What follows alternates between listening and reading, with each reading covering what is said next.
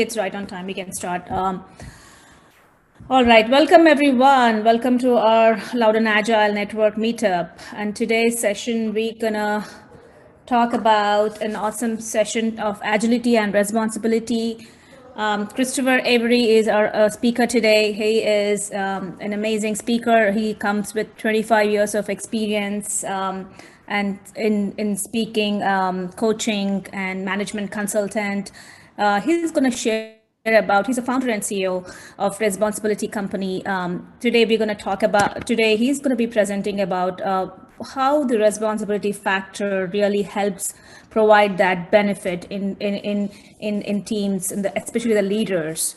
That is otherwise not, not something we have seen it. So Christopher also conducts a lot of workshops on responsibility, and his next workshop is on May 6th.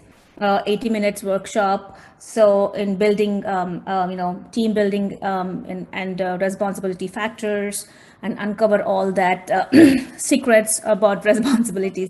So the next session, the next workshop is on May 6th. Check out the responsibility.com and find his workshops. So without any delay, and if you have questions about the workshop, about this session, feel free to add chat. You leverage the chat window, ask questions. We'll have a question and answer session time in the end. So we have moderators who will be looking at your questions. So we'll have all the good stuff.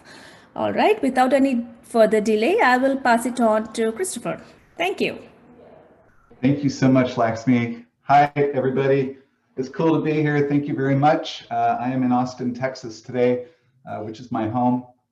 And it's been already a full, amazing day full of wonderful moments, and this is a special moment as well. I love getting to share this material with you. So if you already know about my work, my goal today is to get you to invest more deeply in it for your own rewards. So, I sometimes ask how many of you would like to be smarter at will, wiser at will. That's what this material offers you, is it allows you to tap into a much more resourceful part of your mind anytime you want. And if you're new to me and to this work, then my goal is that you go, wow, I want to know more. And that you invest some time and energy in yourself to learn how to put this to work. What I have to show you is not just cool content. It's actually a practice, right? So it only works if you apply it. And the more you apply it, the more gains you get. And that's what I'm in the business to do, is to help people first understand it and then apply it. So just to make sure that we're on the same page, right? I don't have any sermonizing or preaching about how you should take responsibility. That's not my message. My message is about how personal responsibility works in the mind, and how the mind processes thoughts about avoiding responsibility and taking responsibility. All you have to do is look at the last week or month of your life, and all the time you rolled your eyes at other people and say, I wish they'd take ownership. I wish they'd step up, right? What you don't know is they're saying the same thing about you, right? So I want you to validate for yourself that there must be something going on in the human experience that makes it so that some of us, for some things, we don't really take ownership of them very well. And for other things, we do a great job. And what I'm here to tell you is that it's a natural process, and it's true in everybody's mind, your mind and my mind and the minds of everybody you know. So my plan is to speak for about 25-30 minutes. And then open up to questions. I would love to see you and talk to you when we're in Q&A, if you're interested and willing. And Nash told me that he can work with you to do that. And I think he just gave you a reference to a folder. Don't worry about that folder. I'll tell you about that folder later, a Google folder. So let's start with some science. So note, I hope it's okay if I don't share any PowerPoints. Pretty much science agrees that humans have kind of an upper mind and a lower mind, an upper mind and a lower mind. And the upper mind is variously called the resource mind or the creative mind or the growth mind. And the lower mind is called the ego mind or the defensive mind or the resistant mind. And so this is true for all of us, right? So for instance, we know that when something happens and there's a change, our immediate response is resistant. Well, guess what? There's nothing wrong with you, right? That's just how we respond. It's in this case, what we call the lower mind. And I want to take you a step further and tell you that the drivers for your upper mind and lower mind are these. So in the lower mind, your drivers are approval, safety, and control, right? So, so if you think about that, right? Why do people hide or not tell the truth or not take risks or not speak out to their supervisors? Well, it's because, right, safety, approval, and control, right? Whoa. The upper mind, the drivers in the upper mind are your unique expression. I'll hold this card up again. And by the way, in the folder that I'm going to talk about and share with you in the Google folder are scans of all of my cards. So you don't have to worry about scribbling this down or taking screenshots real quickly or anything like that. Although if you want to take a screenshot of me while I'm on screen, you can do that.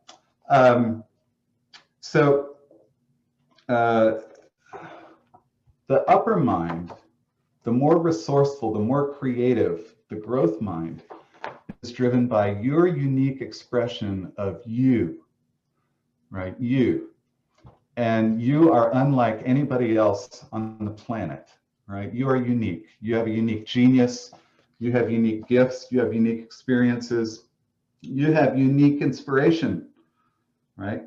Thank goodness, right? Because I am not inspired to save the planet. I'm not inspired to save the whales. I'm not inspired to do a number of things that this planet needs. I'm inspired to teach people how responsibility works in the mind. And I'm inspired to be a performer, a creator, a writer, and a learner.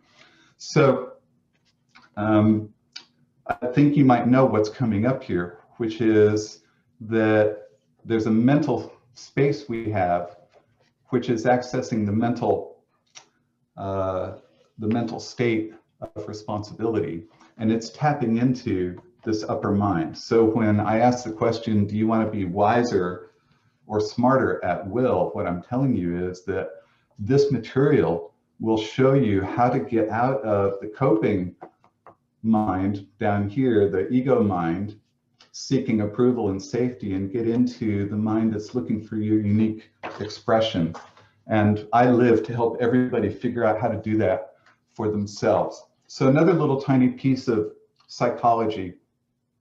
Stephen Covey said, in between stimulus and response is a space, right? In between stimulus and response is a space, right? So you've heard of stimulus response psychology, right?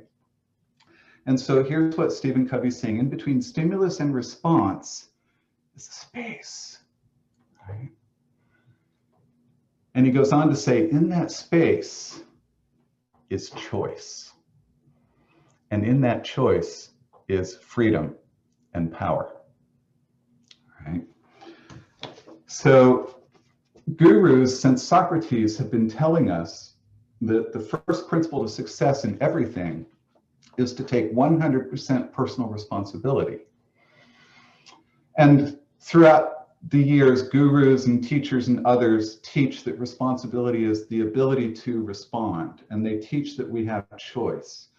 But until this research of the last 35 years, nobody could tell you how to do that, how to do the mental tricks to actually step up to responsibility. And so that's what I have to share with you is My first career was in collaboration. I was trying to understand shared responsibility, right? That cool thing that happens when teams really gel and people actually step up a level of ownership of the project, the initiative, the technology, whatever it is. And they also take ownership of their relationship with each other on the team so that we get those high performance dynamics. I was trying to figure out how to explain and how to teach to engineers and techies what this shared responsibility stuff is. And I was asking myself, I was already a PhD and I already had lots of psychology and sociology models. And I was trying to understand, what is this stuff called personal responsibility that, my parents told me that it's a character trait. Some people have it and some people don't. But look, I'm building teams successfully and I'm seeing people go from being resistant and defensive and wanting to feel safe and approved of. I'm seeing them step up and moving to take ownership. So maybe it's not just a character trait. Maybe it's something that's emergent in every human being. And I found a little research program that started in 1984 with a guy named Bill McCarley, who is my mentor. And he's also on my team now at the Responsibility Company. And he was teasing out the cognitive processing, the psychological pattern that people use for taking and avoiding responsibility. And it's called the responsibility process. And it's what's sharing billing with me here on the screen. This is the responsibility process. And what the responsibility process basically shows is that every time something goes wrong, our minds go straight to blame. Our first thought when something goes wrong is, who did this to me? Right? Now, you may not like to admit this. You may be resistant or defensive to this idea, but trust me, I've done the research. I hardly ever say, trust me. I've done the research. I know, right? Every time something goes wrong, big or small, our minds go straight to blame. And our first thought is, who did this to me? Why do we do that? I'm not a psychoevolutionary biologist. I'm not that interested in why we do it. I'm more interested in what to do about it, right, as a human being. Because in the mental state of lay blame, that's all it is. It's a mental state with its own simple cause-effect logic, which says that he's the cause and I'm at effect, therefore I'm a victim and I'm powerless until he changes, right? And we all know that we're not that good at changing other people. So the cool news is, since it's just a mental state, once I'm practiced at this, once I'm aware of it, once I know the keys to working with this, then I can catch myself in blame and I can actually ask myself, I can make a choice, right? Do I want to stay in blame between stimulus and response, right? So lay blame would be my response. Do I want to stay in this blame response? Or do I want to decide that I'm powerless there? And I don't like being powerless. I prefer to be powerful. In fact, I prefer to be free, powerful, and at choice, which is how we talk about the mental state of responsibility. So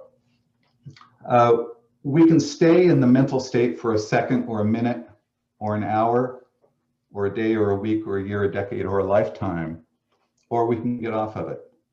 If we get off of it, we graduate upwards. So if we decide, no, I'm not going to blame, right? Then what happens is our psyche cooperates with us and we stop blaming, but we start telling stories. We start telling excuses. Well, I didn't have time. Well, we didn't have the resources. If I had more budget, it's the economy. Right? It's the bureaucracy, it's the process. We followed the process, right? Or, of course, the biggest justify of the last year, it's COVID, right? So justify is a pernicious, it's a nasty little mental state.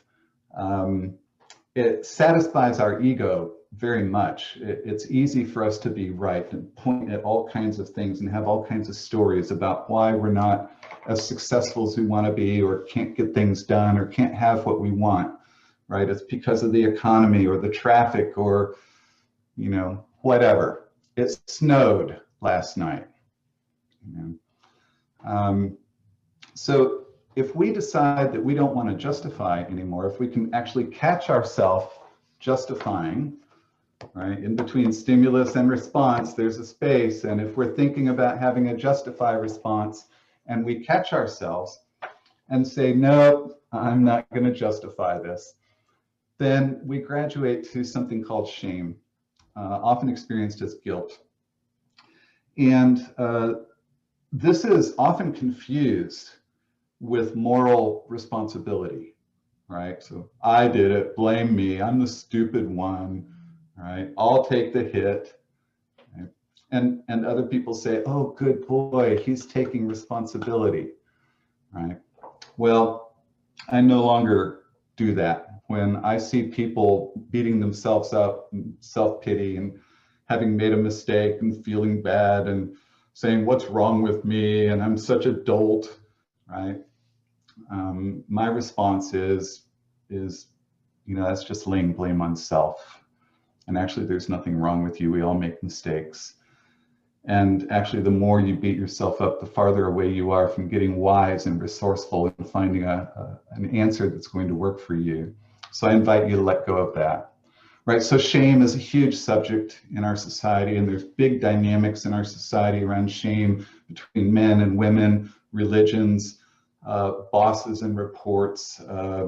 We grow up with parents and teachers shaming children, so we actually get very, very well conditioned to shame. We're very good at it because we've been shamed all our life for stuff, and we've gone there to this mental state to lick our wounds. If we decide, you know what, I'm a human being, and human beings beat themselves up for when something goes wrong, and that means there's nothing wrong with me, then we decide that we don't want to hang out in shame any longer around that problem, that issue, and we graduate to a mental state called obligation. Now, obligation is really what most people think a responsibility is, right? People who say responsibility, I got enough of it, I don't want any more. Those people see their responsibilities as a burden, as a trap, as an obligation, right? So what this research actually shows is that obligation is a mental state where we feel trapped in having to do or be or put up with something that we don't want. We have to do something we don't want, and we don't like it. But we believe we have no choice, right? Between stimulus and response is a space, and in that space is what? Choice, right? In the mental state of obligation, we believe we're sure we have no choice. We say, I have to. I have to go to my boss's stupid meeting. I have to pick up my kid from an activity. I have to go to my in-laws for a holiday. I have to pay the mortgage. I have to make my spouse happy. I have to, I have to, I have to, I have to, I have to, I have to, I have to. The mental state of obligation is also something you and I are very good at because we've been very conditioned to be good, right? In fact, we're conditioned to both shame and obligation to be good so that we're approved of, right? And we spent all of our formative years doing that, and then sometimes our years working for managers that use these mental states to control us, to withhold approval until we're as good as they want us to be, sometimes never good enough. And so we hang out in these states. And what we know is that in the mental states of justify and lay blame, we get no results. So think about this.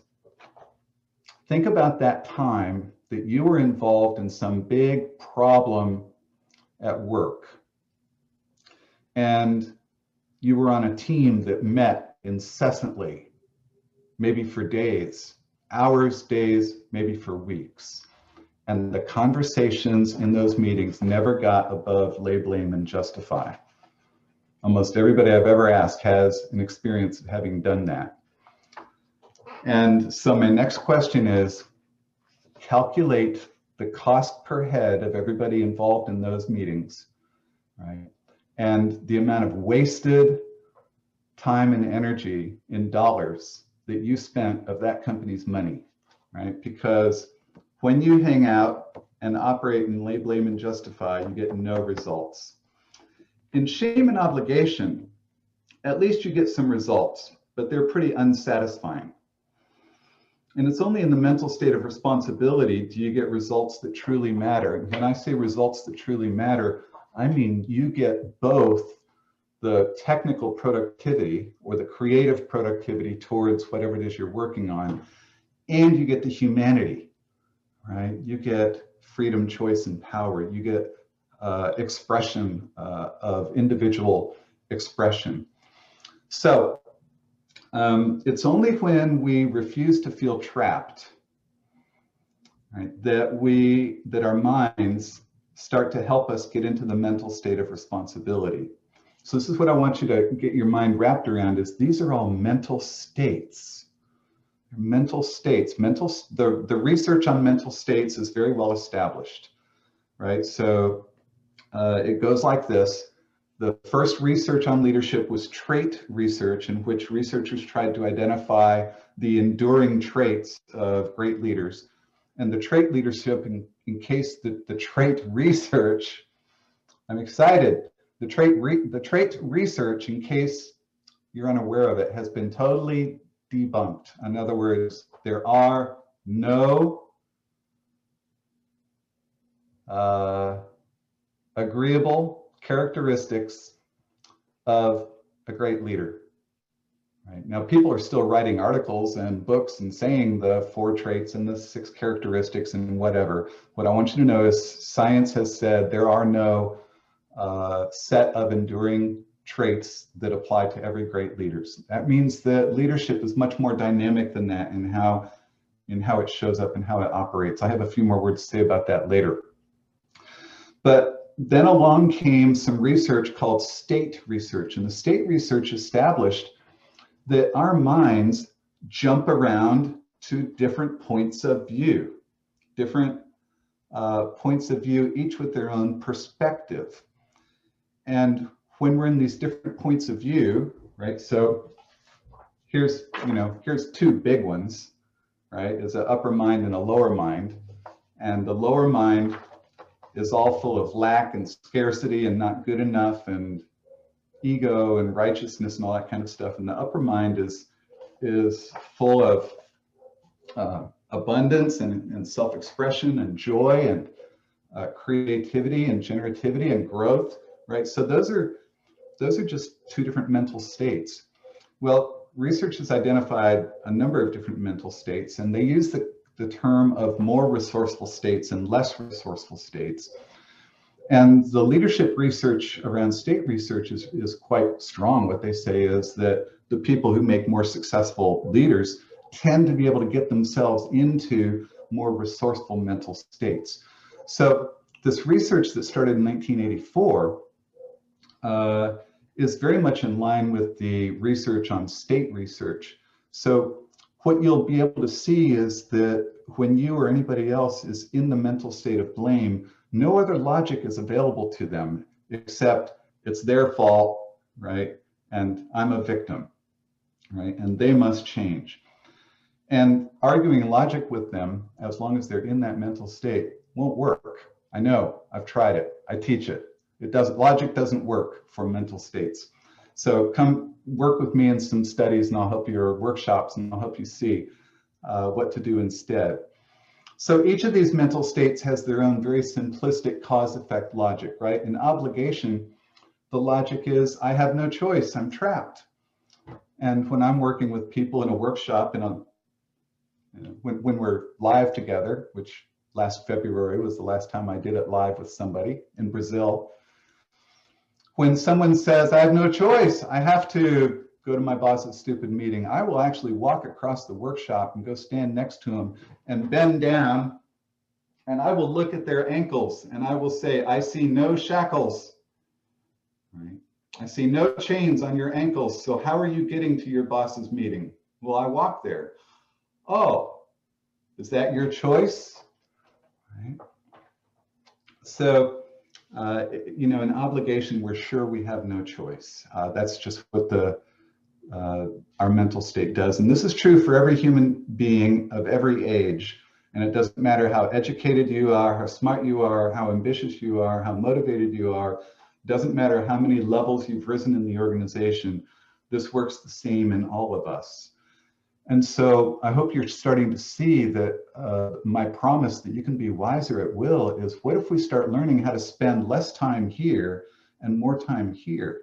What if we start learning how to partner or collaborate or lead peers or lead teams or build teams that actually help other people, free them to come here more naturally instead of landing here when things go wrong. For instance, I advise leaders, to pre-approve of everyone that they hire, figure out how to design their hiring systems, their attraction systems, their training systems, their HR systems, so that people who show up are already fully approved of, right? And you're not withholding approval until somebody, demonstrates themselves. So this is about building cultures of freedom, choice, and power, and love, right? And building a culture of responsibility instead of running around saying, I'm going to hold you to account, I'm going to hold you to account, I'm going to hold you to account, right?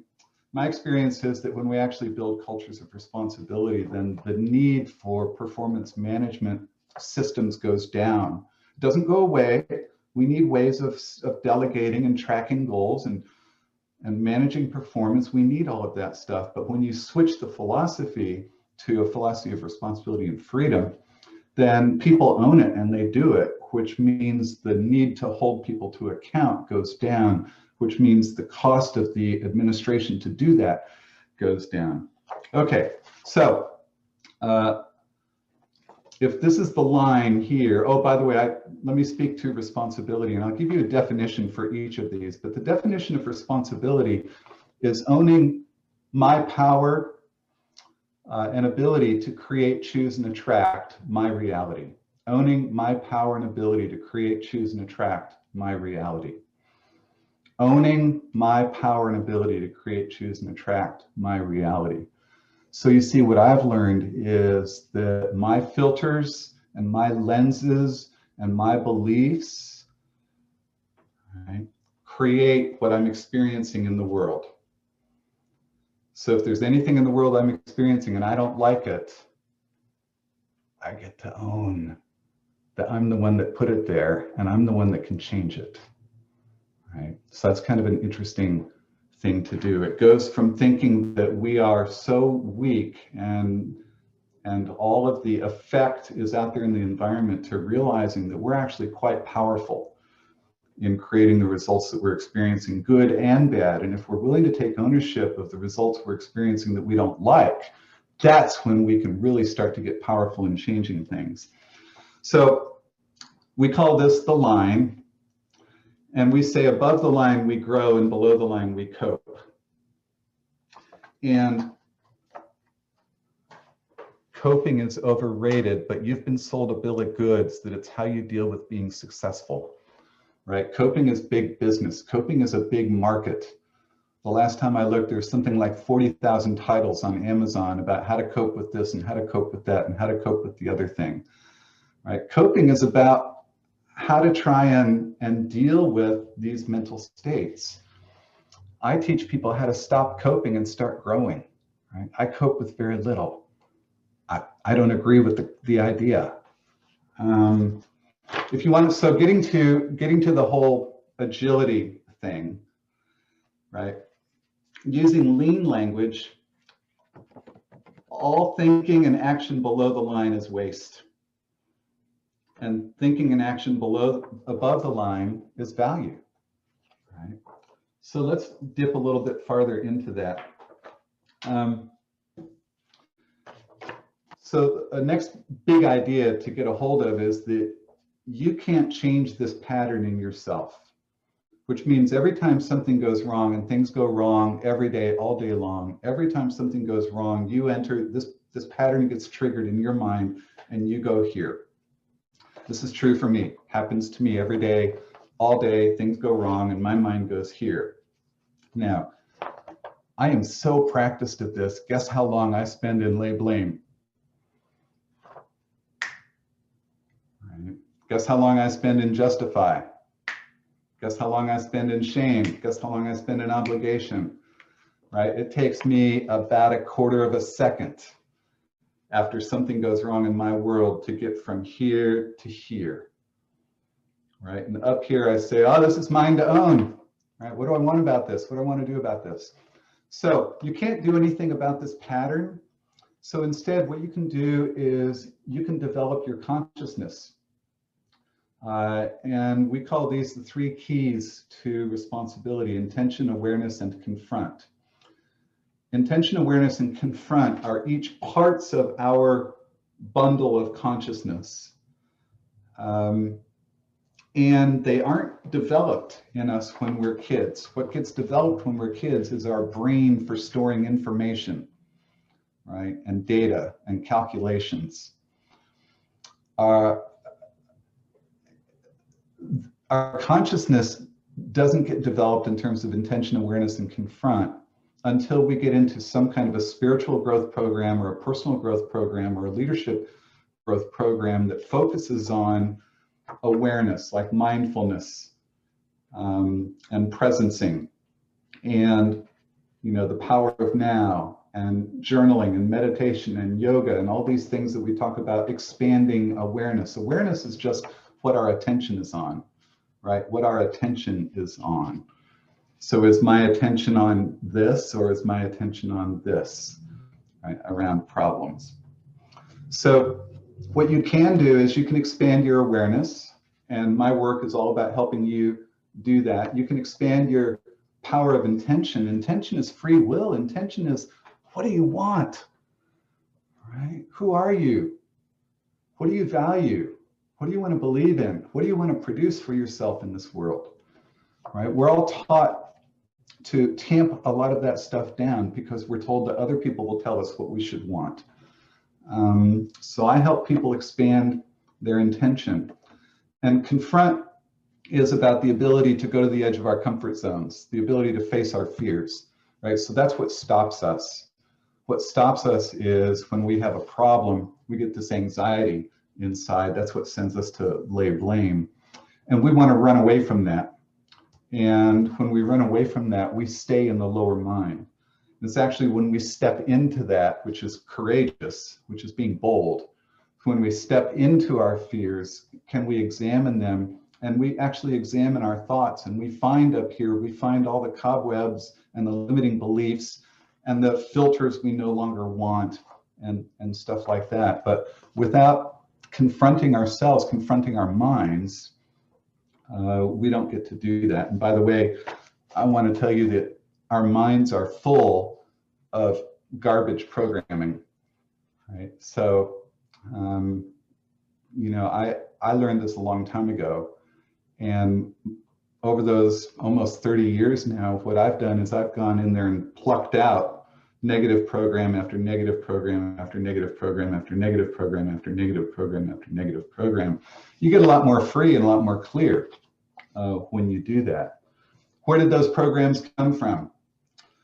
Let's just say they come from well-intended parents and teachers and aunts and uncles and grandparents and brothers and sisters and others in society that are telling you stuff that, has been handed down for a long time, and you lock it in and act on it. It also comes from trauma, right? When we get traumatized, we put little autopilot programs in place.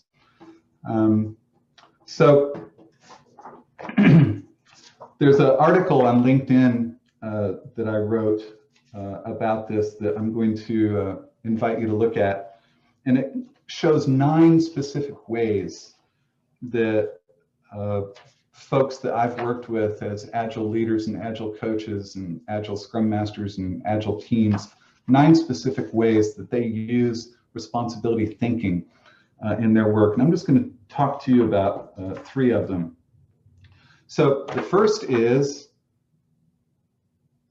responding to change. Right? You know that little part about the Agile Manifesto, right? Responding to change over following a plan.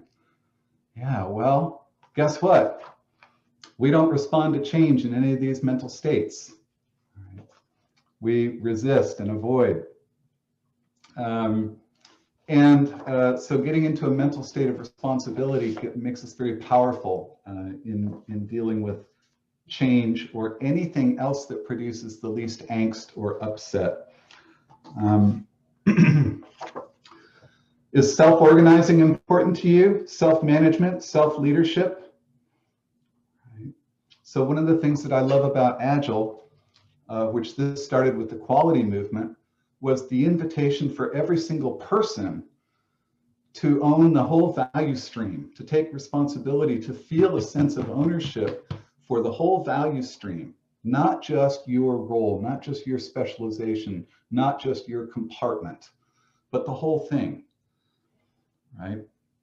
And in the quality movement, right, that was the idea of stopping the assembly line and fixing a problem instead of letting problems continue. And in Agile, it's the whole idea of incremental planning and reflection and improvements. And there are some people I work with who've been using this responsibility thinking work for years. When they first saw it, they said to me, Christopher, I've been an Agile coach for many years. And he said, there is not a problem that I'm addressing with my clients that wouldn't be resolved much, much faster if they were willing to go to responsibility. And then he came to me a couple of years later and he said, more than that, he said, there is not a tool or a process or a philosophy or an approach I can teach to my clients that will work for them if they're not willing to operate from personal and shared responsibility. So, question for you is, you know, there's a lot of people who think that responsibility thinking is the essence of agility, right? I'm kind of biased, so I'm not going to answer that for you.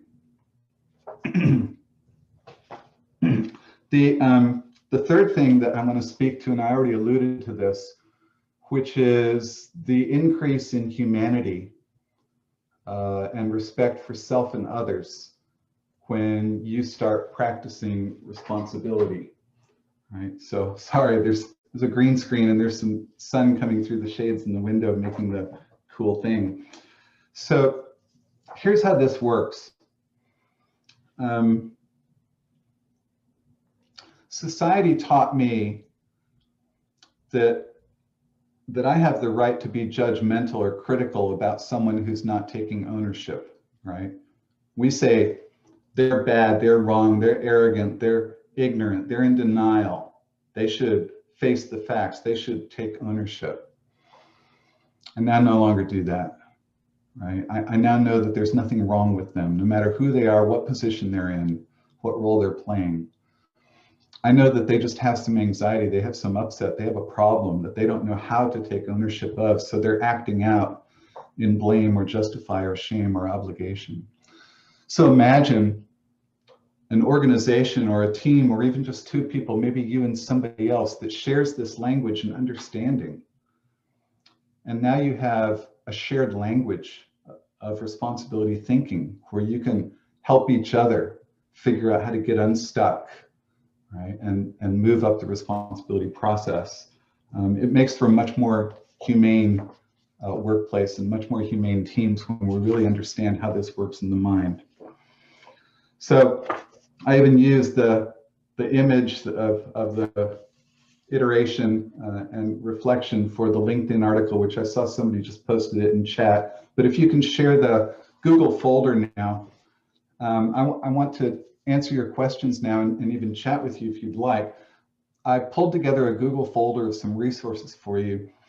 In there's some recommended next steps, right? One is I would very much like you to download the poster So I've got the poster available in both A4 and letter size. The poster has definitions next to each of these words of that mental state. And on the back of the poster PDF, it's 2 pages, front and back.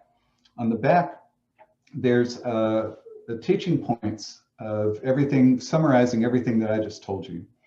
And I want you to print 4 copies of it for yourself. And I want you to post 1 copy on your bathroom mirror, 1 copy on your closet door, inside or outside, whichever side you want. Right? 1 copy on your refrigerator, bathroom, or excuse me, on your kitchen refrigerator door, and 1 copy in your workspace. So if one of the keys to responsibility is awareness, then I want you to use the poster to raise your awareness, right, starting right now. There's a PDF of scans of all the cards that I held up. And then I invite you, if this is intriguing to you, I invite you to consider joining the Responsibility Thinkers DIY community. So we support a huge DIY community worldwide. We produce tons of resources. And we know that there's not a lot of, that there's people who aren't ready to dive in hook, line, and sinker yet, or a lot of people think that they got this and they can do it for themselves. And so, we produce a lot of valuable content for free. And we have a no promotion, no selling policy now at responsibility.com. So we actually, in the content that we produce, when we send out our emails, if we have something we want to promote, we actually ask you if you'd like information about it, and you click a link and get that information. So consider following the link to join that community. And I think there is something else there, and I can't remember what it is, but it's plainly written on the Google Doc there. So now, questions, please. How do you want to do this, Nash or Laxmi?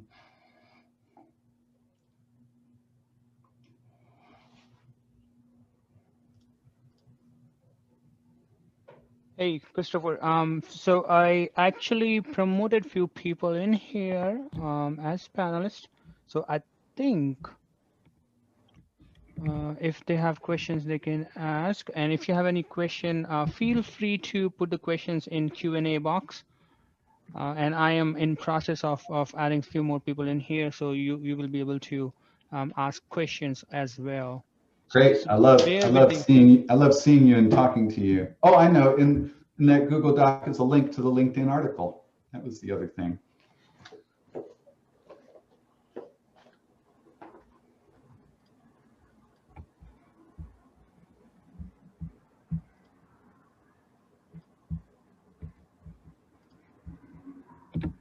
Hi, I see Jim York has posted a question. Jim, you're one of the panelists. You can feel free to unmute and speak and even come on camera. Yeah, Jim, I saw you there. I thought, all right, I'll just add you in here if you want to turn on the camera and just ask a question. That would be awesome. Oh, I'm there shy. He is. I'm shy. Hi, Jim. Hi, Christopher. How are you? I am free, powerful, and at choice, my friend. Yeah, so I apologize if I missed this in your discussion, but I was curious if you distinguished between responsibility and accountability. I can do that quickly. So first of all, the words are used interchangeably in English. So if you look up accountability in a dictionary, it'll say responsibility. If you look up responsibility, it'll say accountability. So there's a whole semantic thing going on.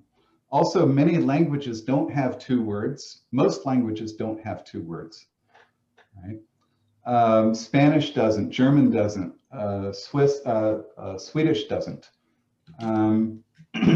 So, I think the English language has created a little bit of a rat's nest around responsibility and accountability. But the way I use the 2 terms, which is exactly backwards from somehow a few other people use them, is, to me, I go to the origins of the words themselves. Responsibility is literally the ability to respond, which means it's a psychological, mental, emotional ability, right? It has nothing to do with assignment or task or delegation. Although I hope if I delegate something to somebody that they have demonstrated a responsibility in that general area, so that when things go wrong, they have confidence in themselves to respond, right?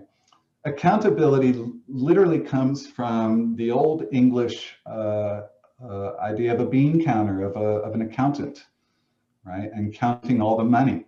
And so accountability is about being able to tell a story, being able to tell history about what happened. So often when you hold somebody to account, they have a long justify, right? A story about what happened. Yeah. And accountability, so a quick riff on this, and I have written about this. If you do a search on accountability doesn't equal responsibility and my name, and you'll find a number of articles and videos that I've done on this. I'll say this and leave it here. There's a multi-billion-dollar accountability industry out there waiting to sell you the next accountability system that you can use to track people and hold them to account. And I would kind of like to use the responsibility material to disrupt that whole industry. Wouldn't that be fun, Jim? That would be very interesting. And there's a triad here too. You often hear about responsibility, accountability, and rights. So I'm curious if I could just add to that question is, where do rights fit into the equation? Well, so those are what I call should systems. Those are somebody's made up system that if everybody understands them, then everything should work okay. So I don't have a lot to say about that, right? It's like people ask me, Christopher, can you explain RACI? I say, no, not a clue. Very good, thank you. You're welcome. So I work in natural systems. I don't work in made up systems, right? RACI is a made up system. Rights, accountabilities, and responsibilities is a made up system. And you have to have everybody understand and get on the same page and agree to use it in order for it to be useful. Do you fit